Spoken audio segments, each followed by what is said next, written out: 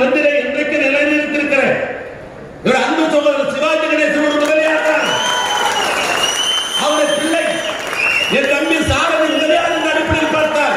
நீ சிறிய முதலியார், நீங்கள் சாரதி என்பவன் பெரிய முதலியார். அதனால் மெத்தப்பணியோடு சொல்கிறேன், இயேசு செல்லும் வகைராக எங்க முதலியார் சாரதி குமார் உன்னை பார்த்துக் கொள்வார். அதில் மாற்றம் இல்லை. சிஏ சட்டத்தை நிறைவேற்றிவிட்டு எந்த முகத்தோடு இருக்கிறார் என்று கேட்டேன். யாரோ புகழ்பெற்ற டாக்டர் நண்பர் ஒரு பசுபதி இன்றைக்கு இரையாகி இருக்கிறார்.